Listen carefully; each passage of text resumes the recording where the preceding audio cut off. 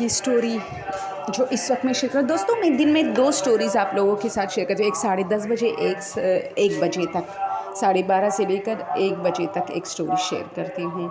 اس وقت جو اسٹوری میں شیئر کرنے جا رہی ہوں، ایک تو یہ باہر گلی میں اتنی آوازیں آتی، دن کے ٹائم اپلوڈنگ کا یہی مسئلہ ہوتا ہے کہ تو پھر اسٹوری کی طرف آتے ہیں۔ دوستو، یہ اسٹوری ایک لڑکی کی ہے۔ وہ کہتی ہے کہ میری موم کی ڈیتھ ہو گئی رات کے ٹائم، وہ بہت بیمار تھے اور میں اس وقت اس کے ساتھ تھی، ہم گھر میں ہی تھے، ڈاکٹروں نے جواب دیا تھا ہم سب گھر میں تھے۔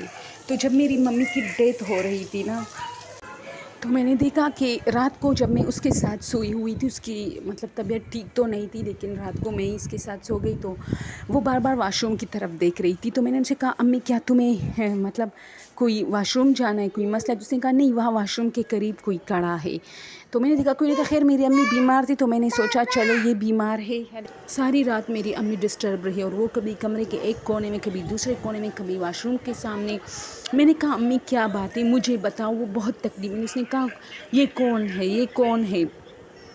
پھر میں نے کہا کہ شاید امی چونکہ زیادہ بیمار ہے، اس لیے ظاہر سی بات ہے، زیادہ بیمار ہے اور بخار میں انسان کو عجیب سا سچویشن ہوتا ہے، اور جب بوڑھے لوگ ہوتے ہیں تو ہمارا یہ ماننا ہوتا ہے کہ وہ بیماری میں کچھ عجیب سے ہو جاتے ہیں، یعنی بچوں جیسی باتیں شروع کرتے ہیں۔ تو میں نے امی پر زیادہ غور نہیں کیا، بس اس کے ساتھ کبھی ایک کونے میں جاتے، کبھی دوسرے کونے میں، اور پتہ نہیں کیا کیا، لیکن جب صبح ہوئی تو میری امی کی ڈیتھ ہو چکی تھی۔